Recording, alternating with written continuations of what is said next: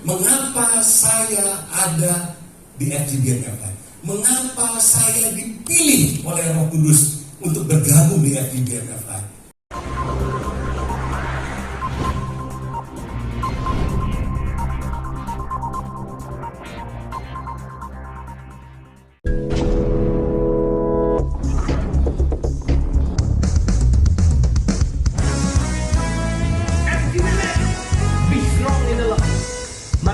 Saksi untuk Tuhan, karena Yesus satu-satunya jalan keselamatan dan hidup. Berjubah pujian ke tokoh keselamatan, menjadi laskar-laskar Tuhan. Biar jalan berliku dan badai pun menderu, kita tetap berdiri teguh,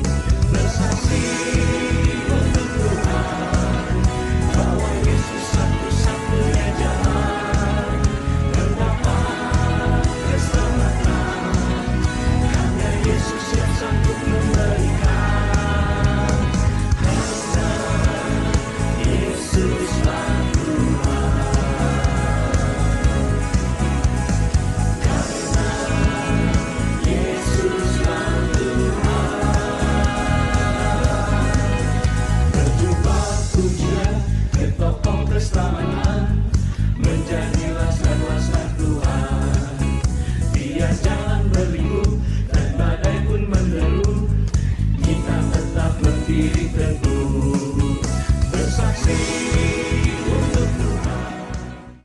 Kita siapkan segalanya untuk Tuhan, karena Tuhan telah mempersiapkan semuanya buat kita. Bahkan bukan hanya hari ini, tapi dari hari-hari yang sudah kita lewati dengan segala anugerahnya yang berlimpah.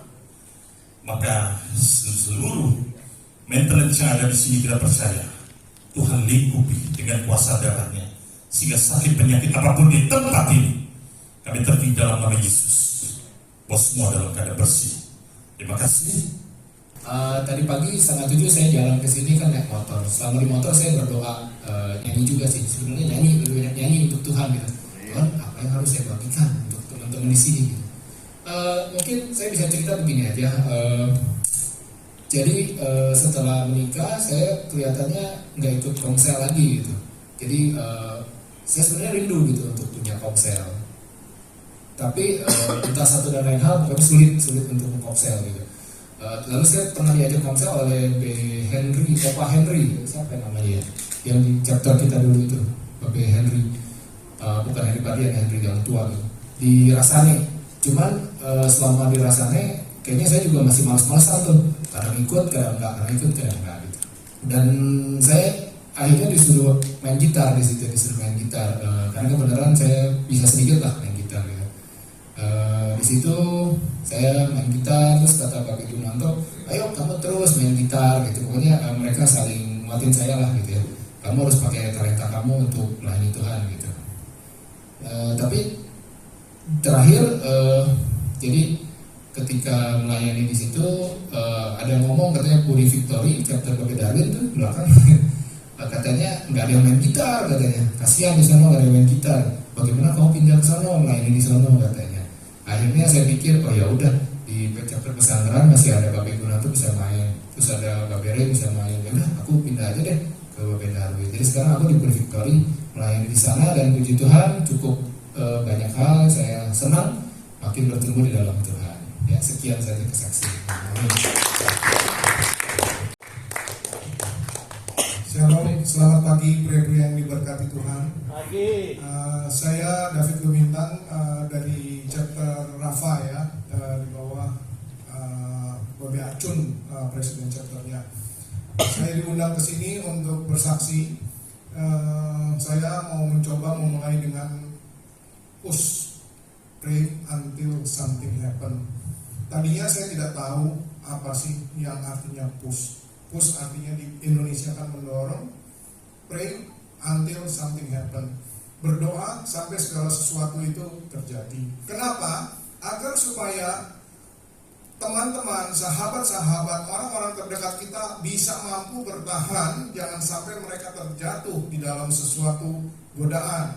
Nah, bagaimana saya bertahan dalam cobaan ataupun pengalaman hidup ini dengan sesuatu adanya tantangan, baik tantangan itu dalam bisnis. Biasa kalau kita dalam bisnis persaingan, kita mau nakal atau tidak, kita mau korup atau tidak, kita mau fight atau tidak, kita mau sikut atau tidak. Nah, itu adalah suatu tantangan. Tantangan ini kita responi dengan baik ataupun kita lawan. Tapi ya puji Tuhan, saya dipulihkan Tuhan, di mana itu bukan suatu solusi, makanya itu respon. Dan saya bersyukur pada Tuhan, saya sudah bisa mengantar kedua anak saya menjadi orang-orang yang sudah bisa lulus dan sudah berkarir dengan baik. Saya juga bisa mempertahankan keluarga, itu adalah sesuatu yang luar biasa. Nah, makanya saya berani bersaksi di tempat ini. Tadinya Bapak Henry bilang bersaksi, saya bilang bersaksi apa ya? Jadi saya percaya Full Gospel ini adalah suatu wadah untuk membentuk kita pria-pria yang berbahagia supaya menjadi kuat di tengah badai.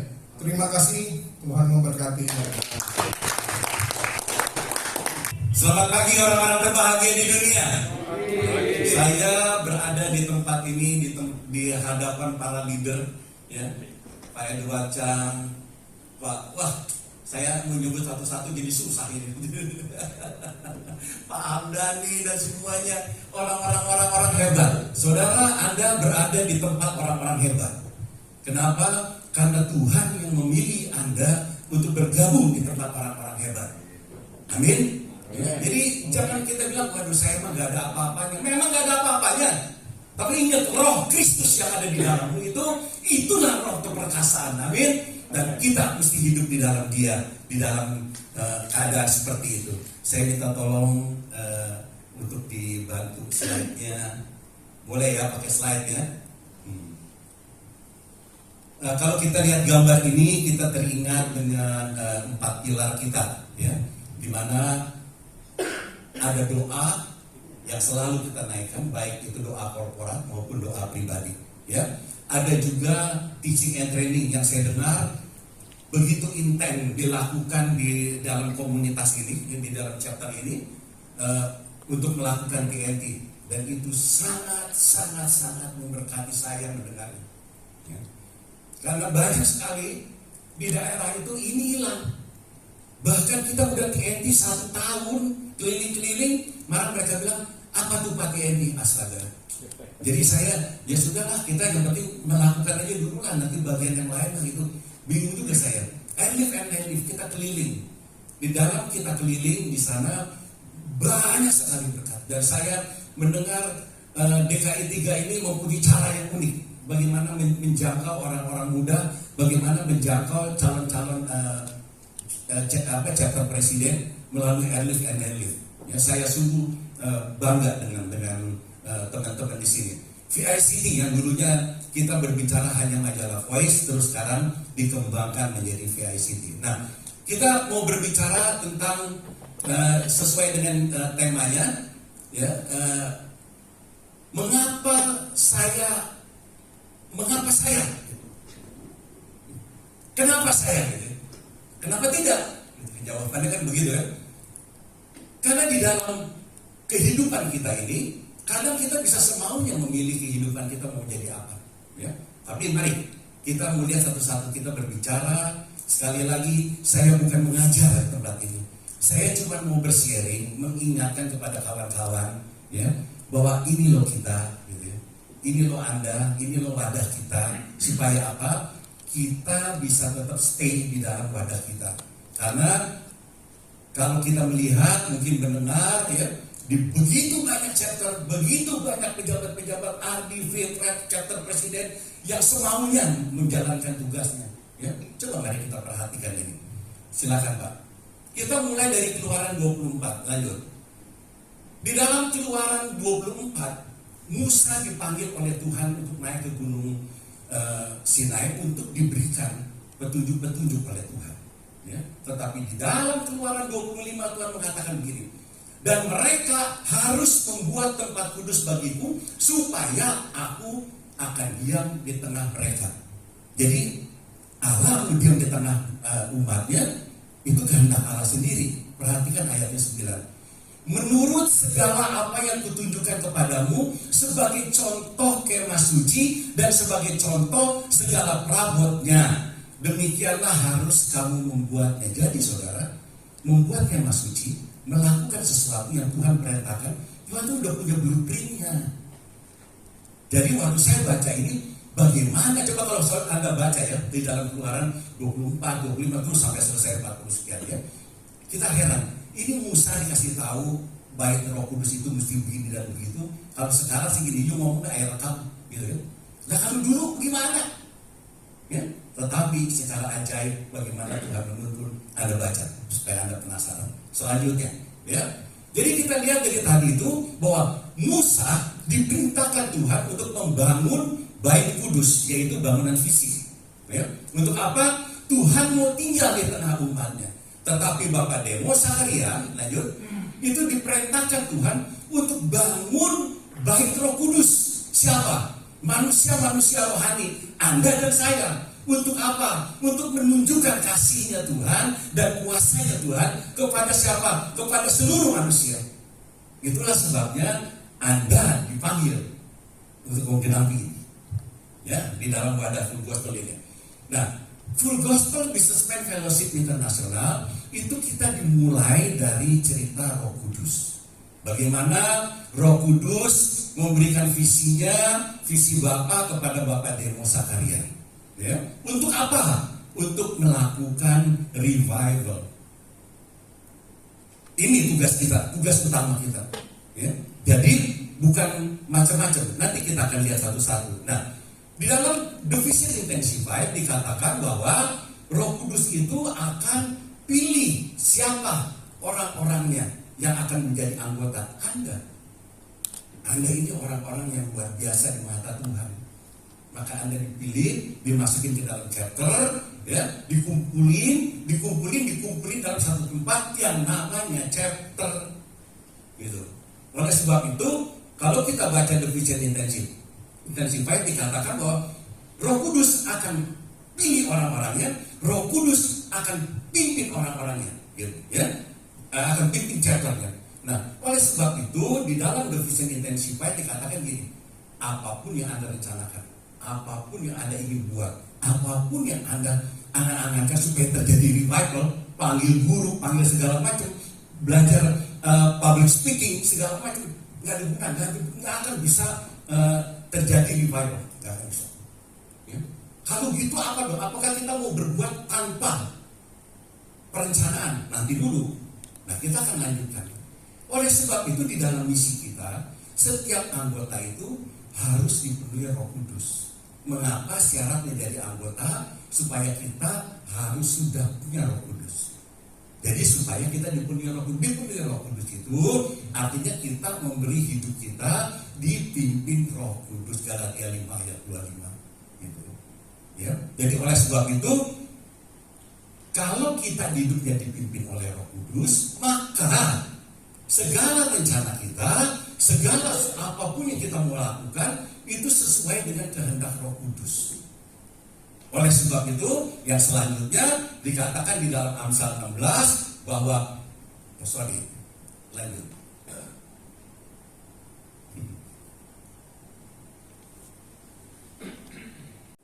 Ya, dalam Amsal 16 ayat 3 dikatakan gini, serahkanlah perbuatanmu kepada Tuhan, maka terlaksanalah segala rencanamu. Kalau rencana kita rencanakan bersama dengan Roh Kudus, maka serahin aja sama Tuhan. Ini yang dimaksud. Jadi bukannya kita tanpa perencanaan. Kan seringkali meeting para leader merencanakan ini dan itu. Mereka orang-orang yang dipenuhi oleh Roh Kudus. Anda orang-orang yang dipenuhi oleh Roh Kudus, menyerahkan segalanya kepada Roh Kudus. Roh Kudus kok mau apa? Nah, oleh sebab itu Amsal 16 bilang gini, kalau udah direncanain, udah semuanya udah siap, ya udah serahin aja sama aku ya. Nanti aku yang akan buat, apa yang mungkin nanti semuanya. Nah, lalu kita ngapain supaya bisa terjadi revival yang selanjutnya?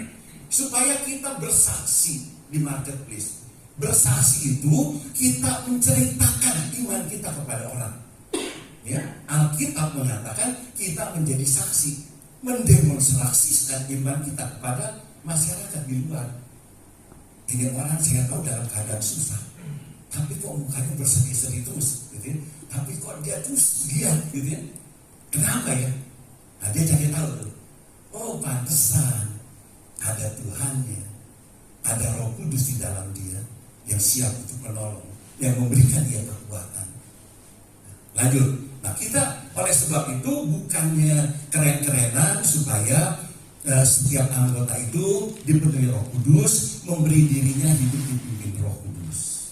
Ya, kalau kita cuma dipenuhi Roh Kudus, membuat mujizat-mujizat, karakter tidak terjadi. Kalau kita memberi diri kita untuk dipimpin oleh Roh Kudus, maka orang karakter akan terbentuk. Oleh sebab itu, bukan kita berbicara karunia, tapi kita berbicara tentang pembentukan karakter. Nah, oleh sebab itu, tadi sudah dijelaskan bahwa visi dan misi daripada Full Gospel itu apa sebetulnya? Ya, tadi dijelaskan bahwa lanjut Pak. Mereka yang letih lesu katanya itu ya, nanti di filmnya kan kelihatan orang yang apa tuh namanya dalam keadaan susah dan lain sebagainya. Di dalam bahasa Alkitabnya dikatakan orang yang letih lesu dan berbeban berat. Ya, mereka Tuhan mau supaya dibebaskan mengalami hidup damai sejahtera dan sukacita. Kenapa? Atau bagaimana caranya? Beritakan kebenaran kepada mereka. Enggak usah nanti diiming-iming. Ada orang katakan gini, bro, kamu ikut Full Gospel deh. Ya, dia tahu temennya lagi sakit. Saya juga kaget juga nih. Teman saya bilang itu, temennya ini lagi sakit dan lagi terpuruk ekonomi. You ikut deh Full Gospel. Ya, you lihat teman kita nih. Tadinya juga susah nih. Nah sekarang dia udah punya hotel 1, hotel 2. Malah mau bangun yang kedua. Bro, Tuhan gak janji itu. Coba kita buka. Kebenarannya apa yang kita mesti beritakan? Coba diklik yang bintang. Ya. Matius 11 ayat 28. Mari kepadaku semua yang letih, lesu dan berbeban berat, aku akan memberikan kelegaan. Teman saya bilang gini, dan aku ada masalah. Saya lihat mukanya kok kusut amat. Kenapa kamu? Aku ada masalah. Gitu ya. Kenapa? Begini dia cerita bisnisnya. Oke, kita berdoa. Begini bro, Tuhan tidak menjanjikan kamu dibebaskan dari masalah ini. Ya, tapi Tuhan memberikan kamu hikmat dan kepandaian. Oleh sebab itu, Tuhan bilang serahkan. Tuhan akan memberikan kelegaan kepadamu. Oke, kita berdoa. Bisa berdoa. Saya tanya, bagaimana sekarang you yakin bahwa Tuhan ada di dalam you, siap untuk menolong you? Iya. Apa masalahnya? Punya masalah utang, pekerjaan, begini, berapa besar? Sekian. Dan teman kita lebih dari 100 kali gitu. Hari ini dia bebas. Teman kita lebih daripada masalahnya, bukan uang, kesehatannya. Coba dalam keadaan, oh iya ya kata gitu. Nah, maka itu Tuhan gak janjikan kebebasan. Pada waktu dia mengalami kelegaan, dia baru mulai berpikir, iya ya, persoalannya cuma ini ya. Nah kalau gitu aku negosiasi aja sama ini. Nah itu tadinya udah rasa terpuruk, udah rasa enggak, udah dunia ini mau runtuh. Enggak, Tuhan janjikan dia akan berikan kelegaan. Kita kembali diklik yang Matius itu ya. Jadi oleh sebab itu beritakan kebenaran sesuai dengan firman Tuhan, bukan janji-janji kita. Jangan lihat contoh Tuhan melakukan sesuatu atau kesaksian seseorang, terus kalau Tuhan bisa melakukan sesuatu kepada kawan kita ini, Tuhan juga bisa melakukan kepada yang jadi Tuhan itu siapa? Tuhan bilang aku yang jadi Tuhan, aku yang berurusan dengan dia. Kalau aku melakukan itu kepada dia, kepada kamu enggak. Ya, kepada dia 10 tahun aku bebasin, kepada kamu besok aku bebasin. Atau sebaliknya, kepada dia seminggu aku bebasin. Kepada kamu, nanti dulu karaktermu kayak begini, aku beresin dulu. Kamu beresin dulu karaktermu, aku bebasin. Jadi oleh sebab itu, kebenarannya sesuai dengan firman, jangan menurut kita yang diberitakan. Bro, ya di dalam misi kita yang pertama dan kedua itu gini. Hanya ada di dalam Kristus keselamatan itu. Kalau kami pasti selamat. Kenapa? Karena dia yang berjanji adalah Tuhan. Karena kami ada di dalam Tuhan. Belum mau? Nggak mau, itu urusan dia, bukan urusan kita. Ya? Nah, yang kedua, misi kita yang kedua. Bro, kenapa hilang dari persekutuan ini? Ya sorry nih, aku banyak kerjaan, lagi diberkatin ini. Dia hilang, dia menjauhi Tuhan karena sedang diberkatin. Gitu. Ayo mari bro, Anda diberkatin supaya Tuhan bisa pakai kehidupan Anda menjadi saksi di luar. Gitu. Tapi sebaliknya ada teman kita yang satu lagi gini, aku lagi kesulitan bro, udah terpuruk gitu, malu sama teman-teman. Ada Yesus, dia akan memberikan kelegaan kepadamu. Ada siap menolong di dalam. Nah, oleh sebab itu misi kita yang pertama dan kedua itulah yang menjadi tugas kita. Yang jadi masalah kan gini, kadang-kadang kita nggak tahu. Yang pertama terutama ya, siapa mereka. Oleh sebab itu dikatakan bersaksi aja di marketplace, ceritain aja, gitu, demonstrasikan aja. Siapa dia kita nggak tahu. Nah, jadi kita mulai belajar yang seperti ini supaya kita bisa tahu apa yang mesti kita kerjakan. Di dalam Markus 16 ayat yang ke-15 ini menjadi pegangan kita. Coba diklik deh. Ya. Lalu Tuhan Yesus berkata kepada mereka, pergilah ke seluruh dunia. Tuhan Yesus berkata kepada mereka itu murid-muridnya. Nah, dia bukan bawa orang supaya mereka jadi orang Kristen, bukan Pak. Beritakan Injil kepada segala makhluk, laki, perempuan, anak-anak, orang miskin, orang kaya, orang berpendidikan, dan segala makhluk. Kita beritakan kebenaran ini, gitu ya. Nah, siapa yang percaya dia dibaptis dan diselamatkan, tetapi siapa yang nggak percaya akan dihukum, itu aja. Jadi untuk percaya dan tidak percaya itu bukan tugas kita. Kita cuma ditugaskan untuk memberitakan kebenaran itu. Kita kembali dong. Ya. Nah, kalau begitu, slide ini. Di dalam Roma 14 ayat yang ke-17 mengatakan begini. Coba diklik yang itunya, yang bintangnya. Nah, ya. Sebab kerajaan Allah bukan soal makanan dan minuman, tetapi soal kebenaran, damai sejahtera dan sukacita oleh Roh Kudus. Jadi, kalau kita mengadakan acara di dalam chapter, ya, kebenaran itu diberitakan. Ya, coba kita kembali ke tadi gambar yang tadi. Nah, klik sekali lagi. Bukan, klik sekali lagi. Ya. Jadi di dalam chapter itu harus diberitakan kebenaran. Kalau chapter kita ini cuma ngeributin makan, minum, acara-acara, siapa yang worship leadernya dipikirin sampai berbulan-bulan, latihan berbulan-bulan gitu ya. Tapi kita nggak pikirin soal kebenarannya. Kita nggak pikirin soal bagaimana kita mau beracara memberitakan Kristus. Maka jadi sia-sia kita. Orang datang cuma euforia doang. Cuma makan, minum, pukul-pukul, hahaha yang gak ada gunanya. Ya. Firman Tuhan mengatakan kerajaan Allah bukan soal makanan dan minuman, tetapi soal kebenaran, damai sejahtera dan sukacita. Oleh sebab itu chapter yang memberitakan kebenaran, dia menjadi representasi kerajaan Allah. Ya, saya tahu chapter Anda di sini ya, selalu belajar tentang ini, ya, memberitakan kebenaran Anda. Bro, pahamin, Anda ada di dalam satu kerajaan. Chapter presiden Anda dipercayakan satu kerajaan. Anda bertanggung jawab kepadanya untuk dikembangkan. Fitret Anda dipercayakan lebih dari satu. Arti lebih banyak lagi. Regional Anda dipercayakan. Untuk apa? Untuk dikembangkan. Jadi Anda ini, kita ini, semuanya ini orang-orang terbahagia di dunia karena kita dipercayakan kerajaan Allah. Amin. Iya, Anda dipercayakan bukan karena Anda pandai, bukan. Bukan karena Anda cakap untuk berbicara, bukan. Karena Anda fasih lidah, bukan. Karena Anda kaya, enggak. Gitu. Tetapi memang Tuhan mau percayakan. Karena waktu dia pilih, ini ada Roh Kristus. Ini milikku, ini milikku, ini milikku. Kumpulin jadi satu di dalam chapter, terus dikumpulin orang-orang yang bisa mendidik mereka. Coba, oleh sebab itu, di dalam chapter itu selalu Tuhan perlengkapin. Saya tahu dari sejak awal kawan-kawan baik baca, paham dari, ya, mereka itu para mentor-mentor yang luar biasa. Ya. Malah saya dengar hari ini Pak Lito juga turun gunung lagi mementor teman-teman. Ya. Berbahagia kita punya mentor. Supaya apa? Kita menyadari kita ada di dalam kerajaan Allah. Harus memiliki nilai-nilai kerajaan Allah. Oleh sebab itu nilai-nilai kita full gospel itu faithfulness, accountability, submission dan juga transparency itu nilai-nilai kerajaan Allah. Coba Anda kembangkan, nanti dibongkar oleh teman-teman. Nah, Jadi orang yang tinggal di dalam kerajaan Allah, satu, harus memiliki Roh Kristus. Itu syaratnya untuk menjadi anggota full gospel untuk itu. Yang tentunya dikembangkan menjadi hidup dipimpin Roh Kudus. Jadi Roh Kudus tidak pimpin chapter, Roh Kudus tidak pimpin organisasi, Roh Kudus pimpin organismenya, orang-orangnya.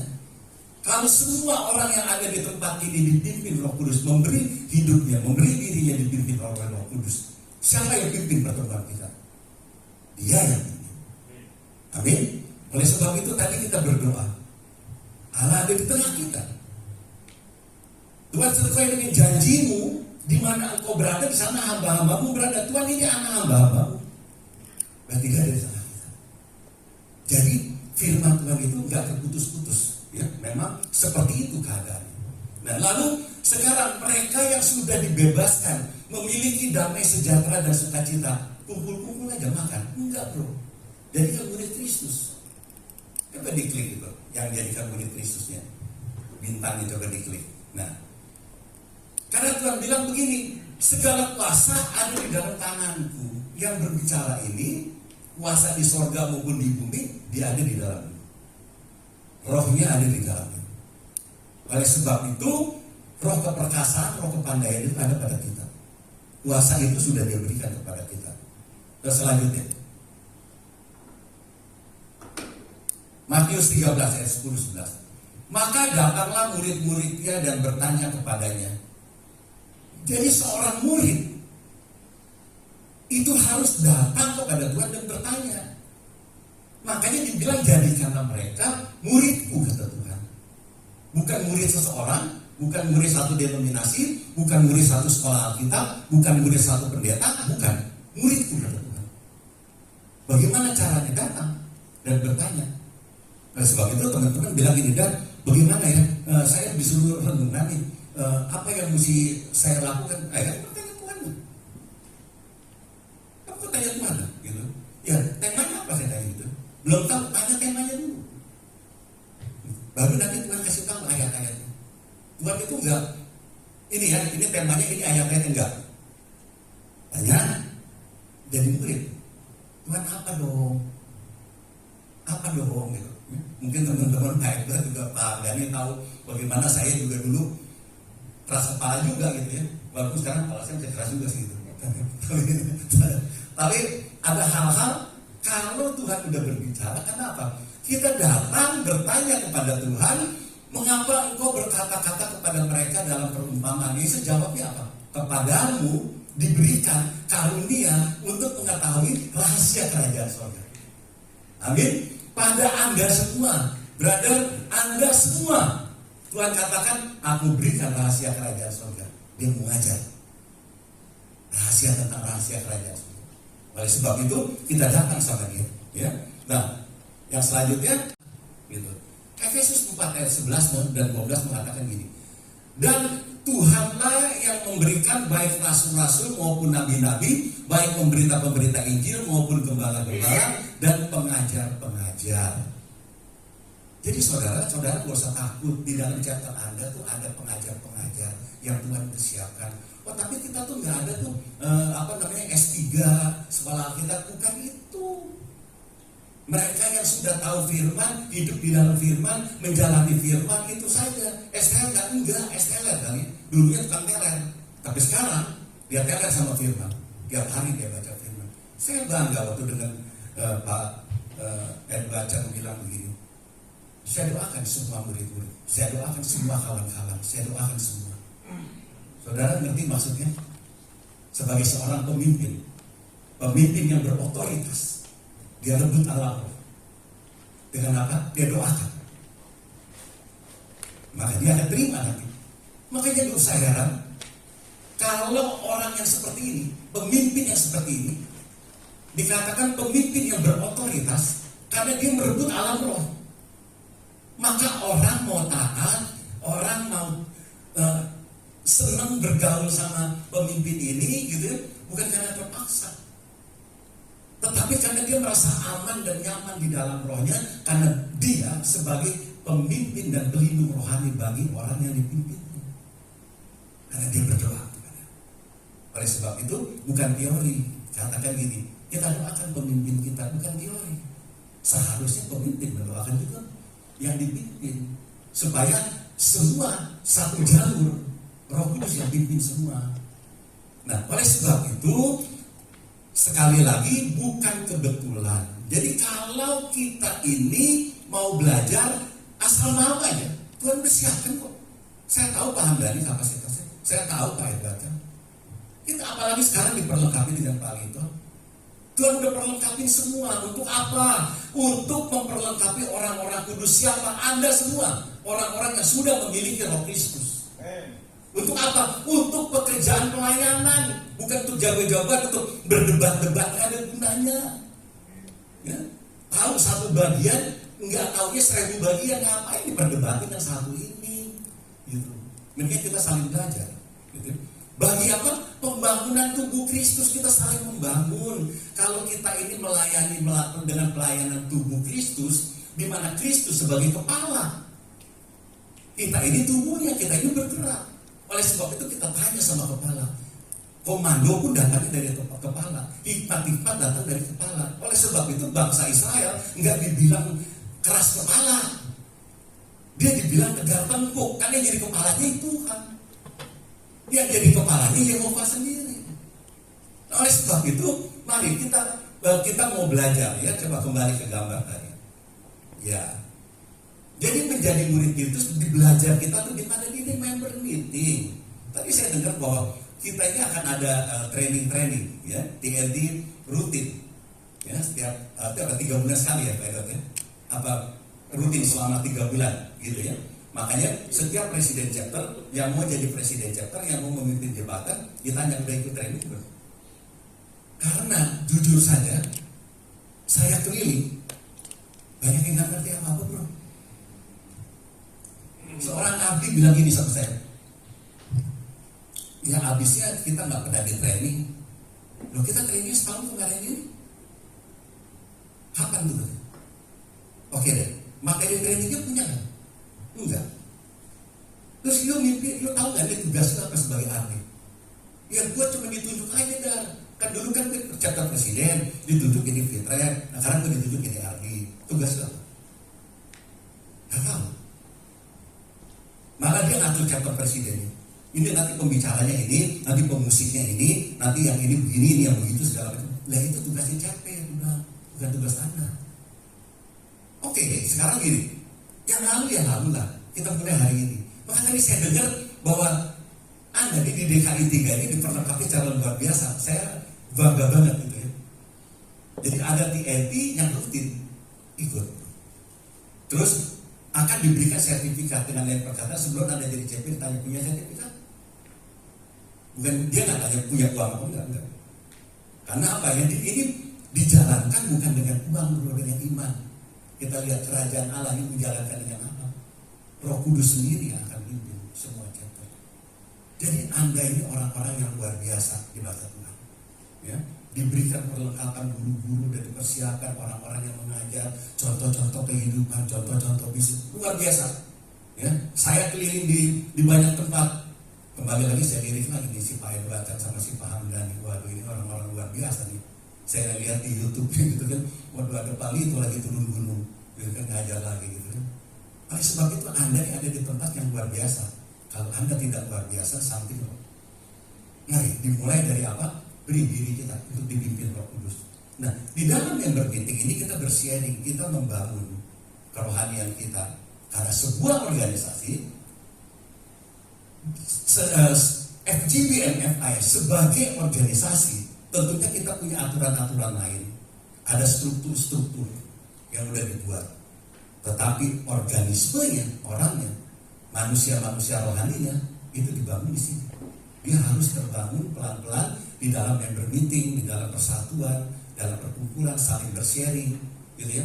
Ya biasalah kalau awal-awalnya bersharing itu saling debat gak apa-apa, tapi mesti ada wasitnya nanti stop. Gitu. Ya kan? Ada hal-hal yang gak perlu diperdebatkan, ada hal-hal yang perlu diperdebatkan. Nah, untuk apa di dalam member meeting ini dibangun manusia rohaninya supaya semakin dewasa. Apa cirinya manusia rohani itu semakin dewasa? Dia semakin mengenal Tuhannya, semakin dia tahu siapa yang dia sembah, semakin dia tahu kekuasaan dan kasihnya Tuhan kita, sehingga klik, dia mau memberi dirinya untuk dipimpin Roh Kudus. Nah, itu yang dimaksud. Apakah Anda mau dipimpin oleh sesuatu atau seseorang yang Anda nggak kenal? Tentu kita nggak mau. Apakah kita mau memberikan diri kita kepada satu otoritas yang kita nggak kenal, apalagi yang kita kenal nggak baik, gitu kan?